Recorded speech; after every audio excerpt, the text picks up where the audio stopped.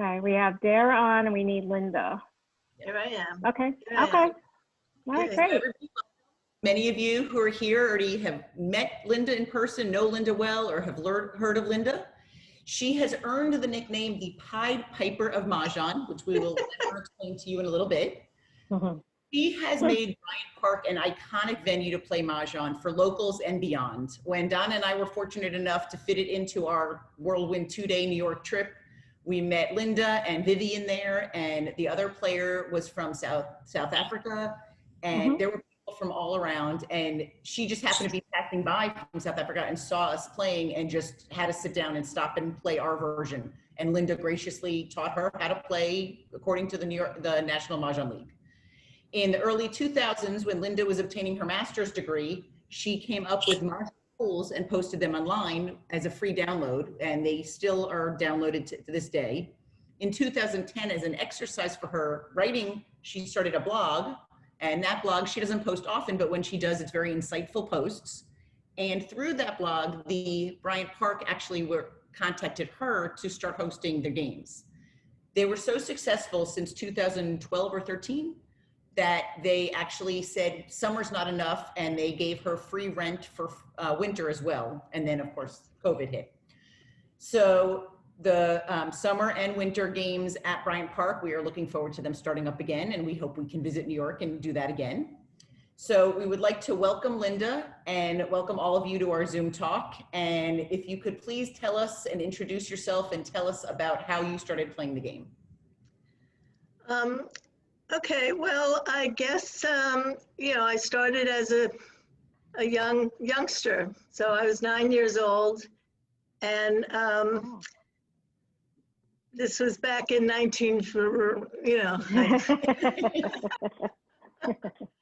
cards ago.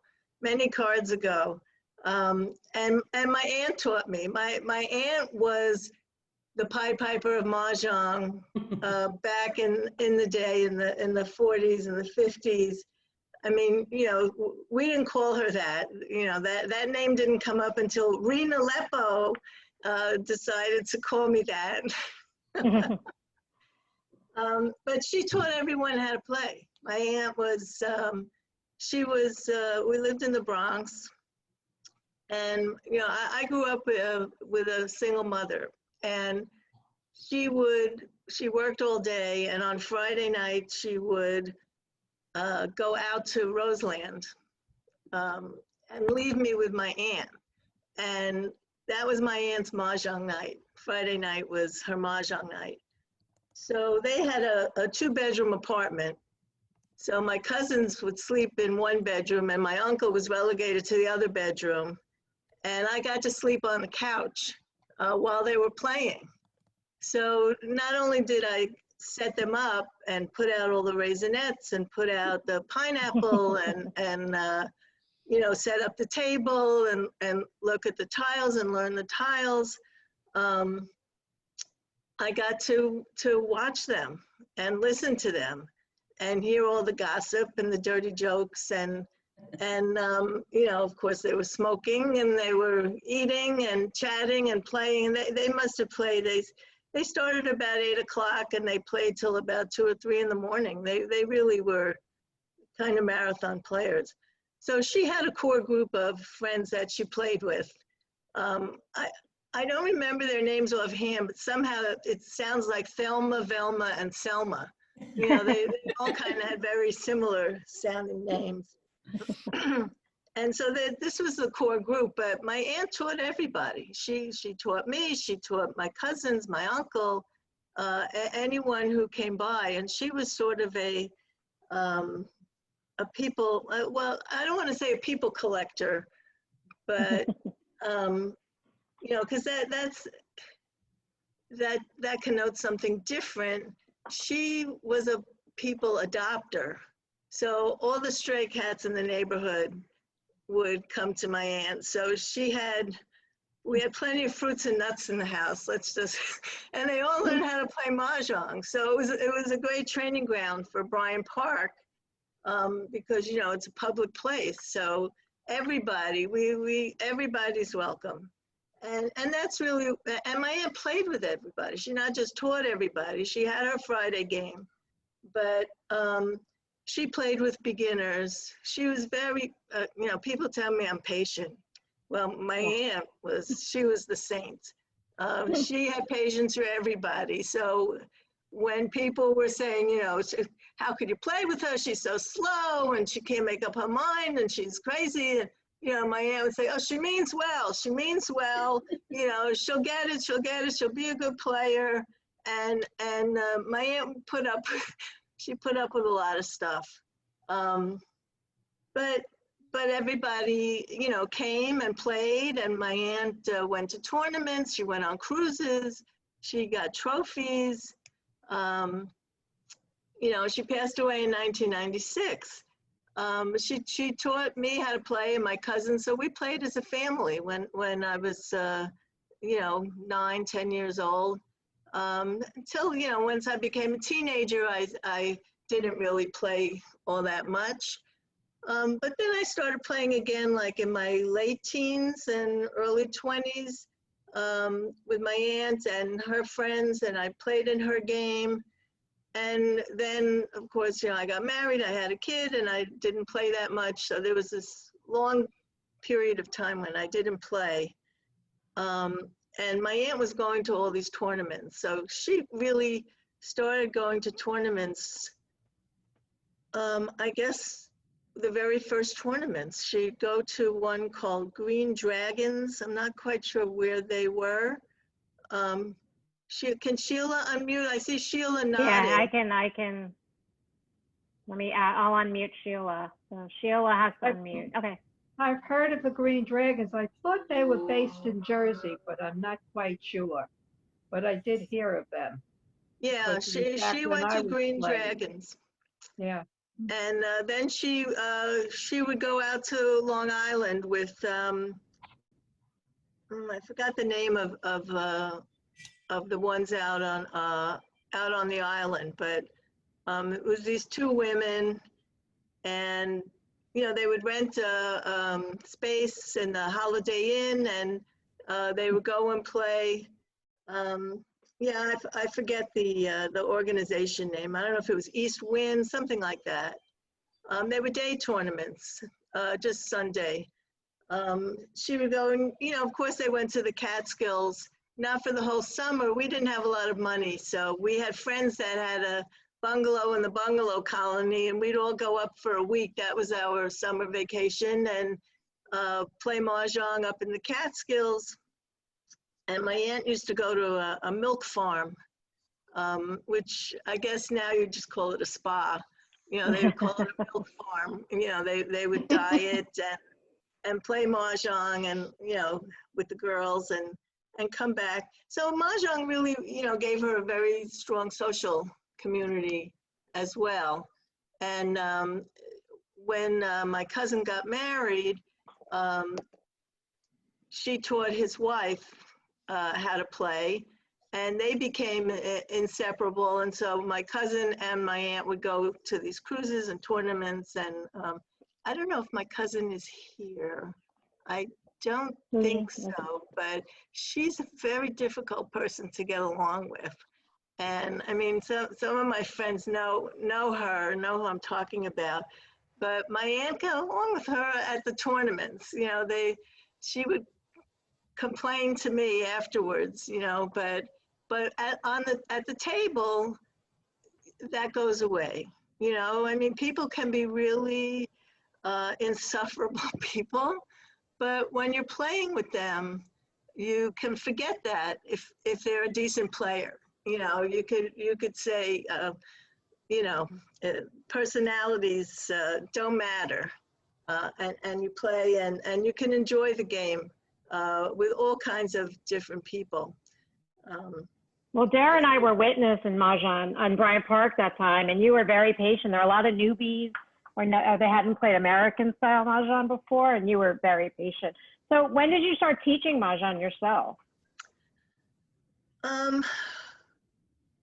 I think I got dragged into it by someone who was supposed to teach and got sick and couldn't do it. And so she asked me if I could cover for her. I taught all my friends. I mean, but I didn't teach formally. When I got divorced in 1993, I started playing again. My aunt was still around and I played in her game. And then when she passed away, I played with the same people. And then as I met people, pretty much I started doing what my aunt did. Everyone I met, I said, do you play Mahjong? No, well, let me show you how. And so I knew I built kind of a community for myself because if I didn't, I wouldn't have anyone to play with, or certainly nobody my own age. So little by little, I started teaching friends. You said in one article, somebody quoted you as saying that you taught in honor of your aunt, that it was something to honor her memory. Yes, yeah, I really adopted her style of teaching everyone and playing with people at all levels, and it really, because she loved the game. I mean, that's kind of where I'm coming from. I'm more about the game is it has such wide appeal, and when people play, they could be such disparate personalities. But it's the game that draws you in, and you get hooked on it. I mean, you all know. I mean, you all play, and you're all different income groups and different backgrounds and different personalities, but you see something in this kind of way of organizing tiles and the rituals of setting up the wall, and so you're all kind of connected in that way, in the excitement of building the hand and coming up with combinations and complaining and fetching and so there's like this Mahjong language that we all kind of speak, and that's really what brings us together, because the rest of the world can just not be there. So something that impressed Donna and I so much when we were at Bryant Park is you got a large crowd, even though that the day we happened to be there, it started pouring down rain and we were one of the few tables that continued. But you get a large crowd and you were able to size everybody up and get them in foursomes. And how do you arrange the tables? How do you check the sets? Like, could you just give us a little intro? Sure. Well, Bryant Park, the people that run the games area at Bryant Park, they're a private corporation. It's called the Bryant Park Corporation. It's not run by the city of New York or anything. And so they asked me what I needed. And so I tell them, you got to buy cards, you have to buy sets. And so they have 6 sets. We were doing it, they also ran a games area on 34th Street, but that didn't work out too well. It just wasn't as nice as Bryant Park. It was very hot, the tables were metal, it didn't work out. So they have these sets. And so I started the Facebook page, Mahjong at Bryant Park, and over time it sort of evolved into a system where if you come and you want to play with certain people, like, you meet a group, you meet, your foursome, well, you got to bring your own set, because you can't refuse somebody at your table if you're using a set that belongs to the park. So I sort of set it up so that if you come by yourself, I ask you what level you're at, are you beginner, intermediate, advanced? And I have my regulars, so I know who they are. And I say, well, go sit with Riva, go sit with Betty, or, you know, go sit with Sarah, or go sit with Sydney. And I know that the people, my regular people that come, they're very comfortable playing really with all levels also. And so it's really them also that make the people that come in feel comfortable. And, you know, because people are intimidated. They come there by themselves. They're like, oh, you know, everybody's in New York is a shark, and you know, I'm not good enough. I don't play well, you know. So sometimes people ask me to teach. I have I call it a clinic. It's like a 2-hour crash course in how to play Mahjong League Mahjong. So you know, I just go boom, boom, boom, you know, bam, crack, dot. You know, this is the card, you know, this is the 2020, blah, blah, no joker in a pair. I don't give them the, you know, the finer points, you know, like the things that we can spend hours arguing about, whether you touch the tile or move the tile or whatever. And I get them playing, you know, within an hour and a half to 2 hours. And so when they come back the next time, I know they've only been there once. And I know other people who have maybe been there 3 or 4 times. So then they kind of gravitate toward each other. Because I find the hardest thing for people when they learn how to play is finding other people to play with. It's like, you know, when you're first starting out, experienced players don't want to play with you, you know, or they'll play, but they'll be impatient or whatever. So there has to be some place where somebody, you know, like my aunt, is willing to, you know, turn around and say, you know, this is how you do this, and this is how you think about that, and here's some strategy, and, you know, pay attention to this. And, you know, so it's less about the, you know, the finer rules, you know, like the tournament rules, and more about understanding how to enjoy the game and play the game, and, you know, not worry so much. Yeah, you have to keep up the pace, you do. But when you're, you know, when people are starting out, they need time to think and figure things out and understand what goes with what. You know, why are you keeping it? My aunt, when she was teaching me, she used to stand behind me, and I get my tiles up. She'd stand behind me. She'd say, here, keep this, get rid of this, keep this, get rid of this. And I'd be like, why? And she wouldn't tell me. She would say, no, just do it what I tell you. And finally I had to tell her to get away, that, you know, let me do it. So I try not to, you know, micromanage students, and, you know, just give them the concepts and say, look, this year, 8s and 2s, you know, only go together in the 2, 4, 6, 8, you know, or 5s and 7s go together here, but not here. 9s and 1s, not this year, maybe next year, you know. So getting them to understand the relationships between, you know, the groups, the tile groups, the categories on the card, you know, because there are so many little things to learn and pay attention to. And, you know, everybody's just looking at their hand.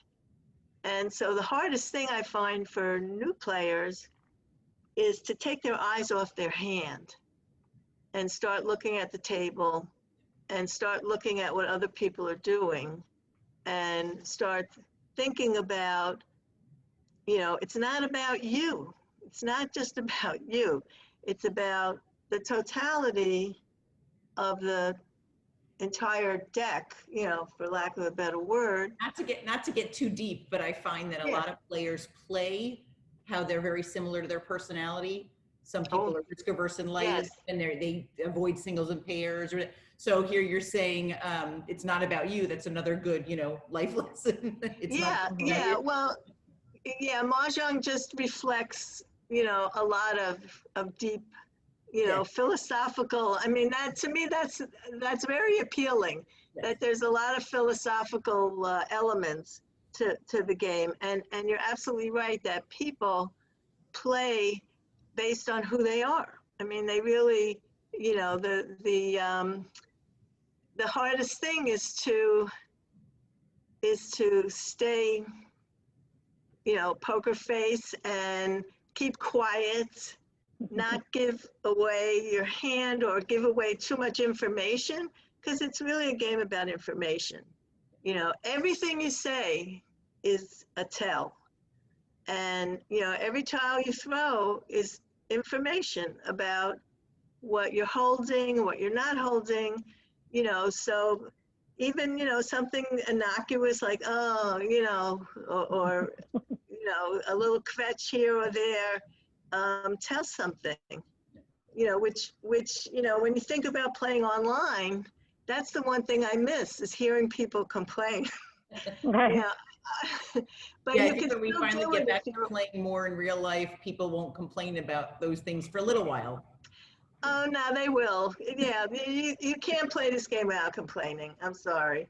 So, But that's remedied because people are playing now with Zoom, you know, with Zoom and conference calls. And so they're getting that verbal interaction as they're playing. So you are hearing, I know I'm certainly complaining a lot more. so that actually leads us to the next question is, you were doing summer Bryant Park, you were doing winter at the Overlook, and Right. then after COVID, you seem to have really adapted quickly to a virtual aspect. So can you tell people what you're doing with that? Yeah, well, I'm a techie. You know, I think people that know me know that I'm an early adopter of all kinds of gadgets and computers and iPads. I mean, I'm sitting here, I have, you know, I must have like 5 devices just all around me. You know, I've been online in some form or another since the 1980s, when I had the computer that you had to put the phone in the couplet and hear that little screechy thing. And actually Tom Sloper had a Mahjong game on a CD. Yep. When he worked for Shanghai. He had this CD game where, and it was great because he must have recorded people playing, because as people threw tiles or as the tiles went out, this one woman, she would throw out a flower and she'd say, flower? Like flower? Like she was afraid to throw it, you know? And every time the flower went out, you know, you would hear that sound. So,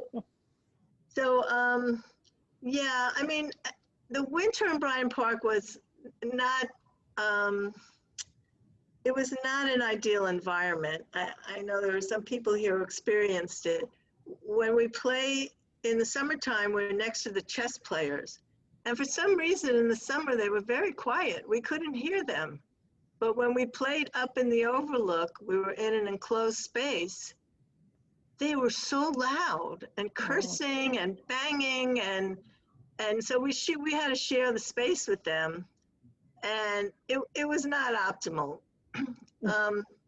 So we did look forward to coming back to the park, but then you know, the situation developed where pretty early on they knew they were canceling the whole season. And so you know, I had the Facebook group and I was playing around with ways to live stream or find some way to not just play online, but to play online with other people. Because, you know, people have been playing online for a long time. I mean, when the Mahjong League first came out with their online game, I don't know if there were, I know I played some Chinese Mahjong online also in the 80s. But I was like one of the first ones on the Mahjong League site. My number was 46. I was 00000046. And it was so slow that you would get a cup of coffee and read a newspaper in between two votes. It was so glitchy and slow, and went over the phone lines. But you were playing, and so over the years it kind of developed more, sophisticated online sites. And my friend Janice, I don't know if she's here tonight. Janice, her son came up with Real Mahjong. And so I was like, yeah, okay, I'll support him and I'll join. And I started playing on that site. And it was very, it was simple. It was simple. And then over time, of course, it got easier to play on an iPad and play on different devices. Well, I'm curious, what are you going to try and do with the virtual reality? Like, you just started posting that. Well, yeah, I mean, that's like kind of the next frontier. But let me just wait for on that for a second and talk about like what's going on now. So when everybody started, quarantining or sequestering or staying home, however you want to put it, and Zoom just, came out of nowhere, and suddenly everybody was Zooming. And so it just seemed like a really perfect match to Zoom and play. So on the Facebook group, we, I'm trying to, what I find is when you have a crisis, people want to make their lives as normal as possible and to replicate their routines as closely as they can. And so what I tried to do was recreate Bryant Park Mahjong as near to the real thing as I could with the technology and tools that were available. So what we do is, on Monday nights, which is when we were basically at the park, I don't post the link because one of the first times we were on Bryant Park Mahjong, I posted the link and somebody Zoom bombed us. Oh, good.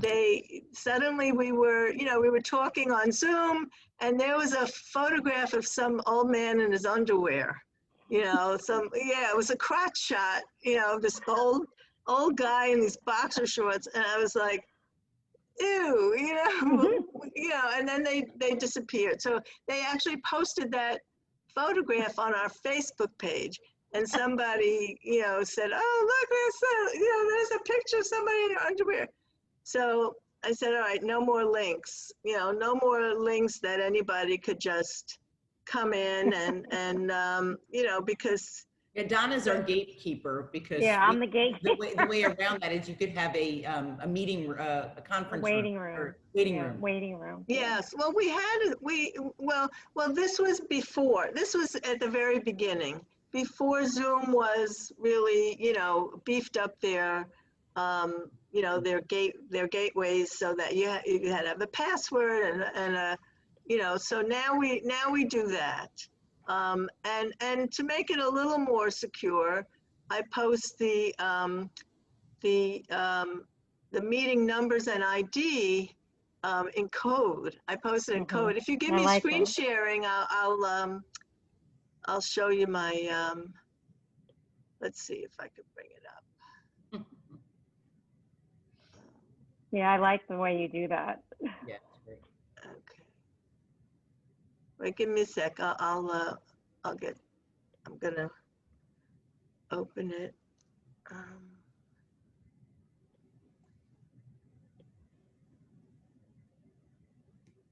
Oops. I know that's the one thing Zoom does not make it easy to find your screen share and then. Yeah. Well, all right. Let me just find the. the folder that it's in, and then hopefully it'll. Yeah, there you go. Yeah, you're sharing now. So Okay. Yeah.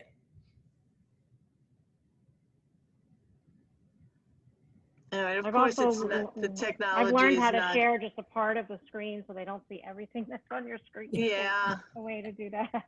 I think, can you Well, yeah, I just kind of froze. okay. Yeah. So, Let so me. what you take a picture of your rack and the password is the tiles so everybody can. Yeah. Yeah. So I put, the meeting number I put in the rack. So it's what, like 9 or 10 numbers. And then on top of the rack is the password. So I use a soap if it's a 0. So this way, somebody who doesn't really play Mahjong might not be able to figure it out. Although we did get fooled. We did get fooled by one guy recently. The group is not a public group. And so people need to answer some questions before they can join the group. And Bryant Park put when I talked to the people there, they asked me what I was doing, and I explained it to her, and of course they completely misunderstood. And they put something in their newsletter saying, free Bryant Park Mahjong, free lessons, contact, go on Facebook, Mahjong at Bryant Park. So I got something like 50 requests to join the group. And I tried to, cull through it, and one person, swore that they played Mahjong and their mother played Mahjong. And I said, well, okay, join the group. And so the person never logged into the Zoom meeting until one day I forgot to post the photograph, and I posted the link. And I said, I'll follow up with a picture when I have time. I was pressed for time that day and I didn't do it right. So we got together that night on Zoom, and the guy logs in. He was so creepy, and he was like telling his friend, but you know what, for me it felt like we were really at Bryant Park, because we had all of these creepy people coming up to us in the park, and I've taught homeless people how to play, and we have everybody, all kinds of characters and people from all over the world. So now with the Zoom meeting, it started out really as regulars from the park who would log in, and we use the breakout room feature of Zoom. So with the breakout rooms, what you can do is you can separate the Zoom experience, let's say. So if I'm the host, let's say here we have all of these people here, all these squares. I ask people if there are people that they want to play with. So if they come, and like I know Vicky likes to play with Roz, and Reva likes to play with this one, and Betty likes to play with this one. So I open up rooms. Zoom gives you a feature where you can create rooms. So I create like 10 rooms. It depends on how many people come. And we have, the most we've had 30 people at one time. It fluctuates. We had 18 people this past week. And so I wait till we could get full tables. So we generally have like 4 or 5 tables. And I'll move 4 people into a room based on who they say they want to play with or who I think is going to get along. And then in that room, they get onto their, most people play with real Mahjong. But if I got 4 people that played on Mahjong time, they could do the same thing. They'll go into the room, they'll start their online game, and they can have a conversation while they're playing. So this way, you can play with old friends or you can play with new people. So we started getting people, one of our players is from Milwaukee. We got somebody from Seattle. So it's almost, it's similar to being at the park, because people drop in from all over the place. And, they've heard about it, or so we try to keep it as open and accessible as possible, while still keeping it to the Mahjong community. So that's what we've been doing. Well, the virtual reality, I mean, of course, you won't have strangers popping in. I was just curious because people will not need the headset, right? The Oculus Rift or the glasses or whatever. It's virtual reality you can watch on the computer, right? Well, that could be a long conversation. Yeah. People use the word virtual because it's on the computer. But virtual reality is a very concrete thing. Right now, the state of virtual reality requires a headset, goggles. Some people call them goggles. And so it's an immersive experience. So you feel like you're actually in a place. And you could walk around in the place depending on how much space you have. You could pick up objects. And so, I mean, I'm a long way away from doing anything with Mahjong, but one day there will be, real virtual Mahjong where you're, in your home, but you're somewhere else. There's a woman who came up with this thing called tabletop. It's augmented reality. It's a tabletop gaming device where you put on these glasses and you have, you don't want to say imaginary, but you have a virtual table in front of you. The table, you put your hand through it, and on that tabletop, you could have board games. And so somebody could be in another state or country, and they'll make a move, and then you'll make a move. So at some point, I don't think it's going to be all that far away. I would say 5 years. You'll have virtual Mahjong games. I mean, it may not be National Mahjong League Mahjong at first, but right now somebody's asking about suggesting goggles for virtual. Right now, the state-of-the-art virtual reality headset is the Oculus Quest. They're coming out with a new one next month, I think, or soon. So I wouldn't run out and buy one today, but wait for the new one.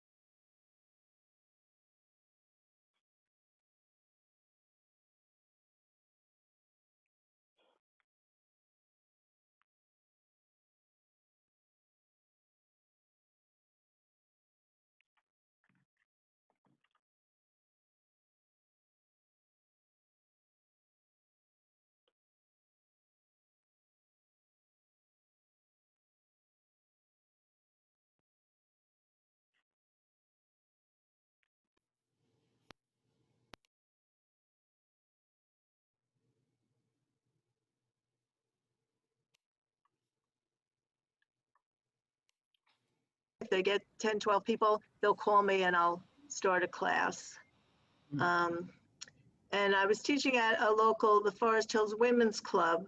So we had a few beginner groups. And the plan was that I was going to go and do supervised play.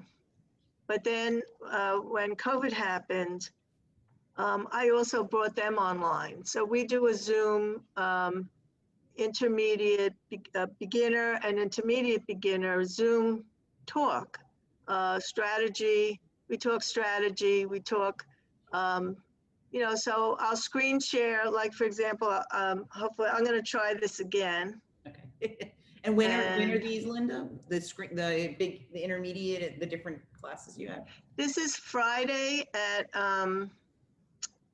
Fridays from 11 to 12:30. Let's see.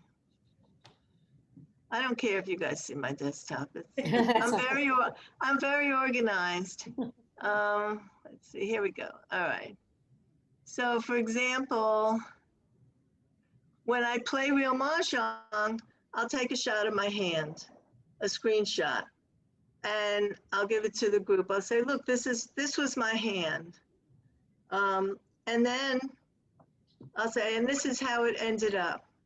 So in terms of, we talk about decision making, how does a hand get from one to another?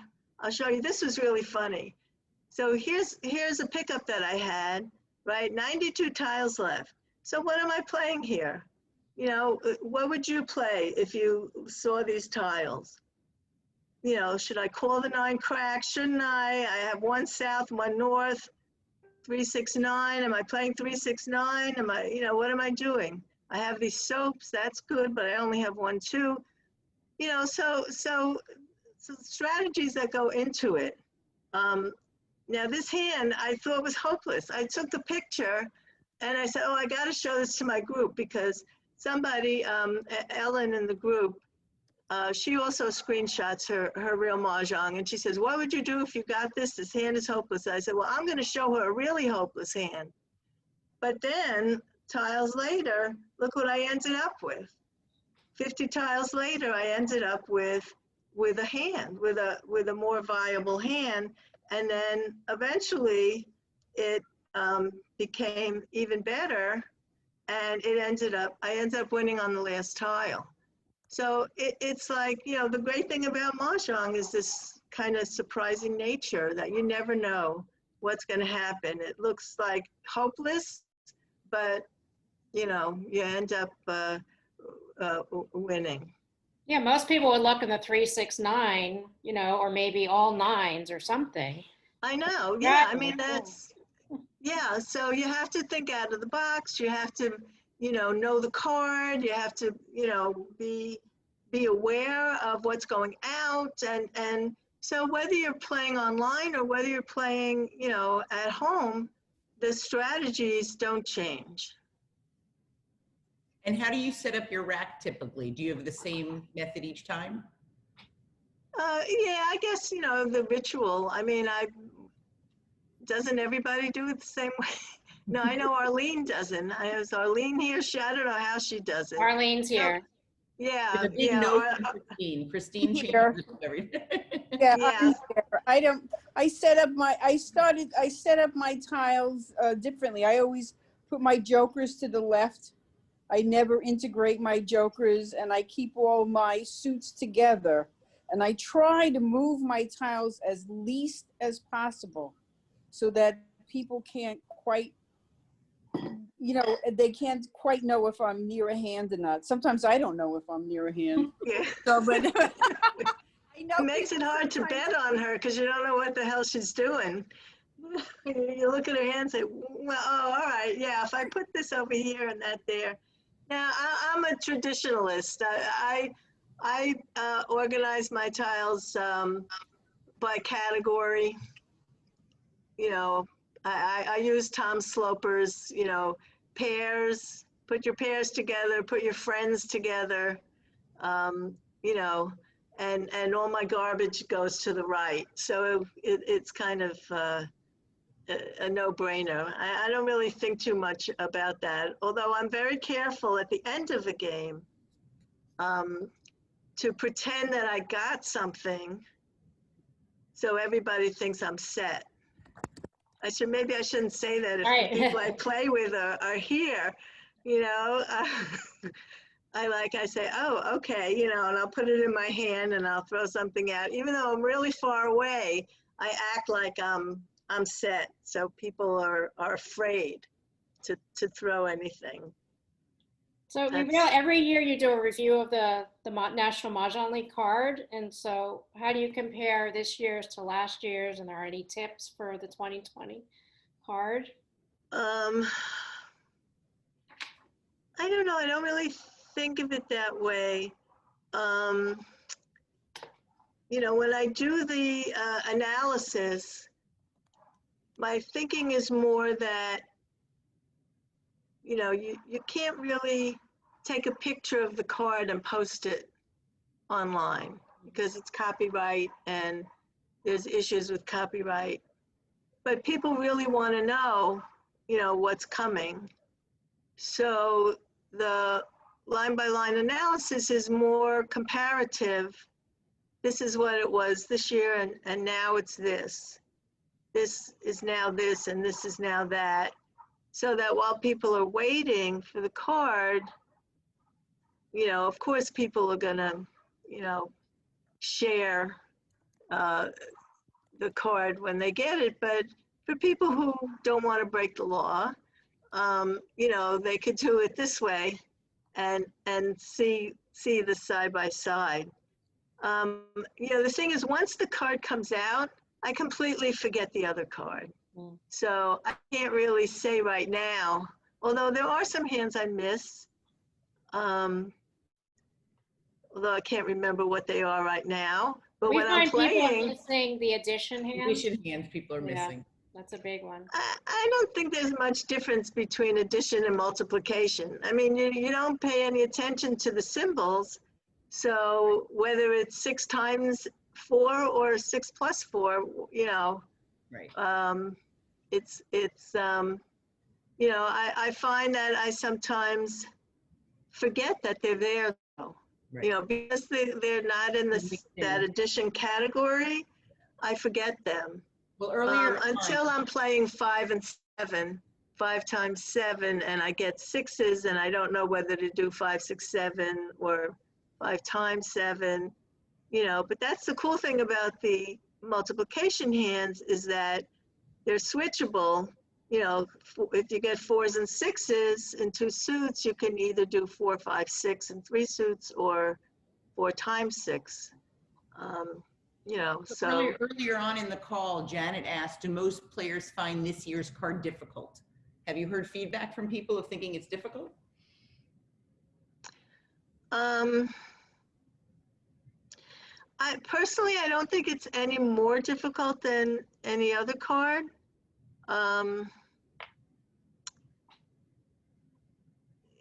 You know, the thing about the card is there's really nothing new under the sun.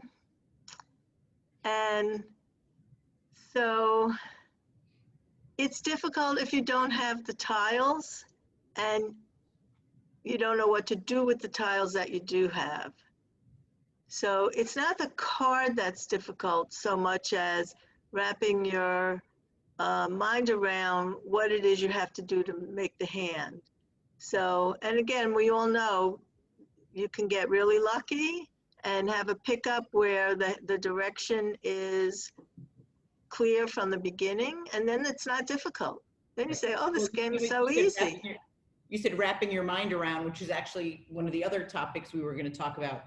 You were quoted in New York City Woman, an article about memory slipping, try playing Mahjong. So what do you think the connection is between Mahjong and the positive impact on the brain? I think because it requires focus.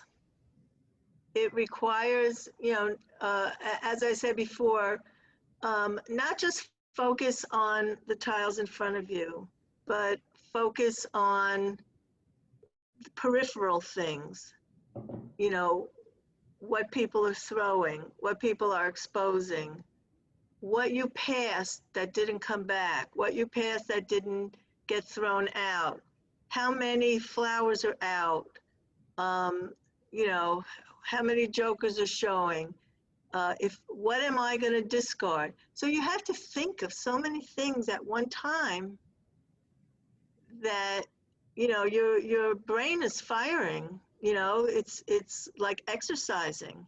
And speaking, a segue with that is, we were very proud. We just donated over $450, and many of you were part of that, to the Alzheimer's Association between the sale of our dice and our first tournament. And any of you, I know I recognize a lot of the names. If any of you are interested, our next tournament is September 10th through the 13th, and we are going to be donating proceeds to the women's Alzheimer movement. So that's just something, we think there's such a strong connection between what Linda said about the mental, and then also when they list the different things that are good for cognitive memory, they also stress the importance of the social aspect. So Mahjong just checks so many boxes.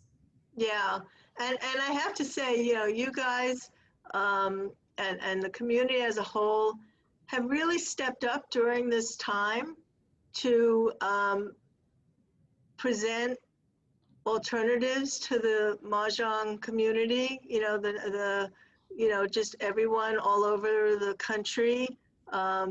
These talks and the tournaments, and you know, just everybody's been so innovative and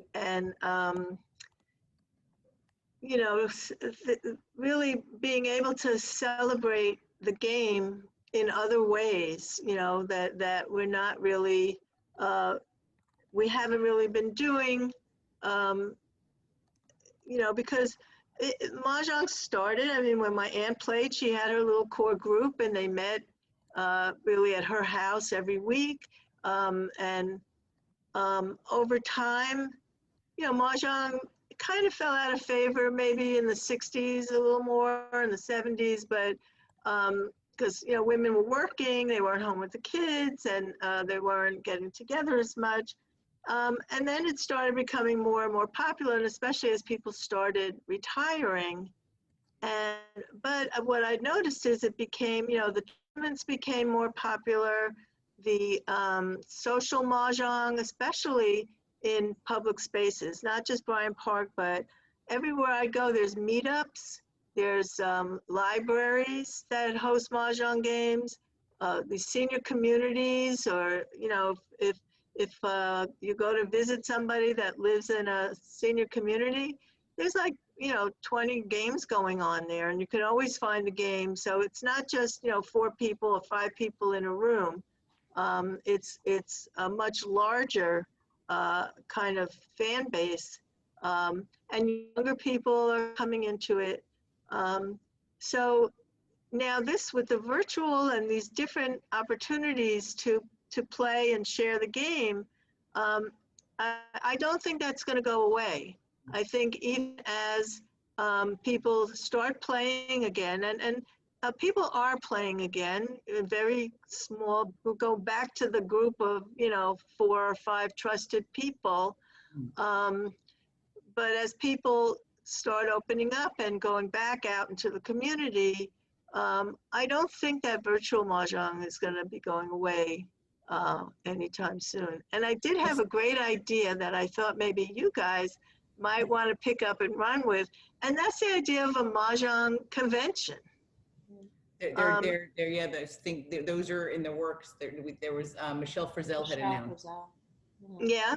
Okay. Yeah. Because I was, you know, I'm a ex-court reporter, and I teach court reporting also. And I just went to a court reporters convention that was entirely online, with panel discussions, with, you know, with vendor workshops and all sorts of things. So I think that would be a great thing for someone to do, not me. Well, while we talk about that, one of the questions by Vicky, well, first Arlene said, how different is learning and playing American Mahjong online versus live? And then the second, Vicky said, how good do you have to be to play in a tournament? Okay, well, the first question, learning online, I haven't really quite figured out how to teach online. So when I do my Friday group, the people that I have taught live are playing online and getting better by playing online. And so the strategies I'm teaching them are really applied to real life playing and online. What's different about virtual is that the rules are simplified and the scoring is simplified. So, again, you don't have to worry about, did I touch a tile, or did I pick with my right hand and throw with my left hand, which some people would call you dead if you did, or, you don't have to worry about any of that. The program takes care of all that stuff. You can't cheat. You can't palm a tile. It doesn't matter if you call the tile. It doesn't matter if it goes in your hand or it goes on top of the rack. So you don't have to pay attention to any of that. You could just pick and throw. So that's different. You could focus more on the actual gameplay. How good you have to be to go to a tournament? It depends on the tournament. I mean, I've been to some tournaments that call themselves tournaments that really maybe should not call themselves tournaments. They could call themselves contests, or they could call themselves social mahjong with points. I mean, my friend Naomi runs a wonderful group